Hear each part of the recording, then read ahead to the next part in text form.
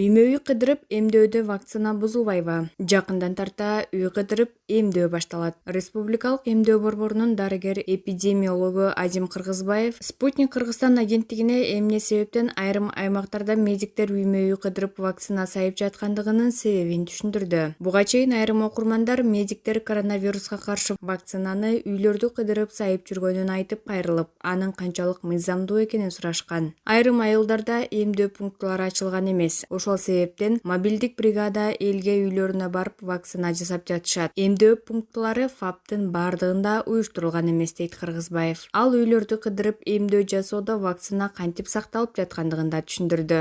Вакцина термосумка, термоконтейнерлерге салынат. Алар ДСУ тарабынан текшерилген. Анын ичинде температура 2-ден 8 градуска чейин болуп турат. Эгер анын капкагын ачпаса, вакцина 3 күнгө чейин сакталат. Эгер оозун ачса, андагы вакцинаны 12 сааттын ичинде колдонуу керек. Бул эрежелердин сакталышын облустук, райондук иммунологдор текшерип турат. Алар термосумка, термоконтейнерлердин ичине электрондук термометр салып коет. Ал баарын каттап турат. Аны эч ким алдый албайт, дейт дарыгер. Кыргызбаев мобилдик бригаданын курамында сөзсүз дарыгер болорун айтып, алар эмделе турган адамдын кан басымын, сатурациясын ченеп, макулдугун алгандан кийин гана вакцина жасай аларын эскертти.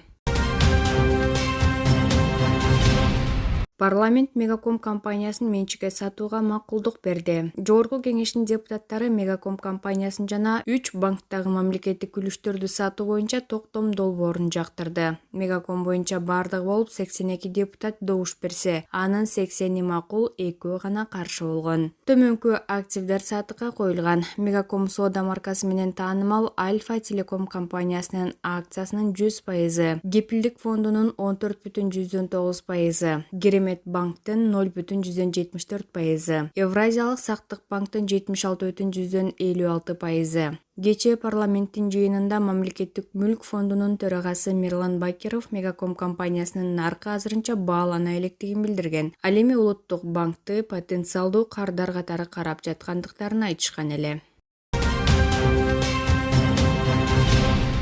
Атамбаевдин кичүү баласы шаардык кеңешке депутат болуп келди. Мурдагы президент Алмазбек Атамбаевдин кичүү баласы Кадыр Атамбаев Бишкек шаардык кеңешине жаңы депутат болуп келди. Бүгүн 30-июлда Бишкек шаардык кеңешинин 28-чакырылышы ишин баштады. Анда жаңы шайланган депутаттарга төш белгилер тапшырылды. 28 жаштагы Кадыр Атамбаев шаардык кеңешке Социал-демократтар партиясынын тизмеси менен келди. Белгилей кетсек, Бишкек шаардык кеңешине шайлоодо социал-демократ 5 мандатка ээ болушкан. Жогорку кеңештин депутаттары каникулга тарады. Жогорку кеңештин депутаттары кезексиз жыйындарын аяктап каникулга чыкты. Парламент депутаттары 1-сентябрда ишке чыгышат. Жогорку кеңештин регламентине ылайык депутаттар 1-июлдан тарта өлкө аймагындагы шайлоочулар менен жеринде иш алып барышы керек. Август айында эмгек өргүүсүнө чыгышмак. Бирок парламент июль айында бир нече кезексиз жыйынга чогулду. Кыргыз-тажик чек арасында кайрадан жаңжал чыгып, кыргыз бийлигинин унаасы таш бараңга алынды. Баткенде кыргыз-тажик чек арасында кайрадан жаңжал чыкты. Бул туурасында жергиликтүү органдар билдирди. 29-июль күнү саат 20:30 чамасында Баткен районунун Таш Тумшук жерлигинде Орто Боз заставасынын аймагы Аксай айыл өкмөтүнүн башчысы Сабиров 29-30 апрелде болуп өткөн окуяларда Кыргыз Республикасынын жарандарынын жабыркаган үйлөрүн, Кыргыз Республикасынын президентинин Баткен облусундагы ыйгарым укуктуу өкүлдөрүнүн орун басары Тулаевке жана облустук калыбына келтирүү боюнча өкүл Рахимовго көрсөтүп коштоп жүргөн учурда тажик тараптан 15ге жакын жарандар келип, аталган аймак Тажикстан Республикасына караштуу экендигин айтып, Сабировдун жаагына чаап жиберишкен. Кыргыз Республикасынын жарандары унаага отуруп жөнөй баштаганда агрессивдүү маанайдагы Тажикстан Республикасынын жарандары Сабировдун унаасын арткы жана капталдагы айнектерин таш менен уруп сындырышкан. Орун алган окуя туурасында маалыматты Тажикстан Республикасынын Согде облусу боюнча чек ара өкүлүнө жеткирилди. Териштирүү иштери жүргүзүү боюнча талаптар коюлду. Учурда милиция кызматкерлери иш жүргүзүүдө. Автоунаалар калкып, балыкчы менен тоңдо сел жүрүп, жолдор бузулду. Ысык көлдүн Балыкчы жана Тоң райондорунда сел жүрүп, жолдор бузулганын өзгөчө кырдаалдар министрлиги билдирди. Бүгүн 30-июль күнү таңкы саат 4:30 чамасында Балыкчы шаары менен Тоң районунун Кескенбел ашуусунда Кара Талаа жана Оттук айылдарында нөшөрдөн кийин сел жүргөн. Суу турак үйлөрдү каптап, ички чарбалык жолдор менен арыктар кум шагылдарга толгон. Ысык көлдүн түштүк жагындагы трассанын 35-чакырымында жолдун айрым жерлери селден зыян тарткан. Ал эми көлдүн түндүк жагынан кеткен жол ачык деп айтылат маалыматта. Абалды жеринен көзөмөлдөө үчүн өзгөчө кырдаалдар министри Бообек Ажыкеев менен министрликтин Ысык көл облусундагы башкармалыгынын башчысы Замирбек Жумагазиев чыгып кеткени айтылды. Учурда Балыкчыдан 15 куткаруучу жана 2 атайын техника куткаруучу тазалоо иштерин жүргүзүп жатышат. Жабыркагандар катталган эмес.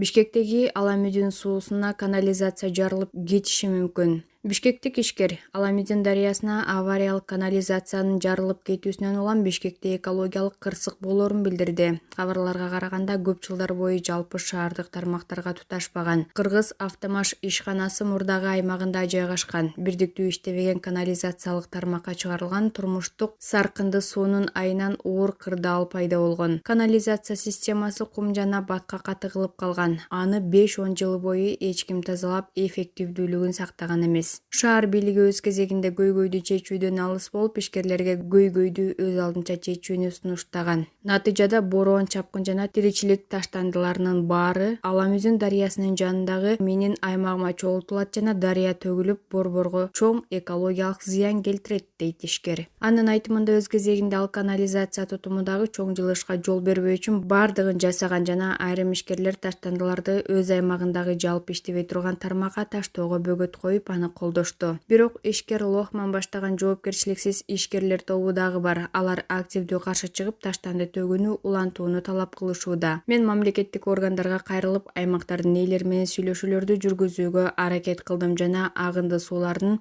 транзитин токтоттум. Бирок бардык учурларда кошуналардан түшкөн арыздар мени бардык ушул нерселерди кабыл алууга жана канализациянын ачылышынын коркунучу үчүн жооптуу кылууга мажбурлады, дейт ишкер. Ал бул кайрылуу түзүлгөн кризистик абал жөнүндө расмий билдирүү экенин жана экологиялык кырсык болгон учурда жеке менчиктин субъектисине да көзөмөлдөөчү мамлекеттик органдарга да жеке жоопкерчилик жүктөлөрүн билдирди.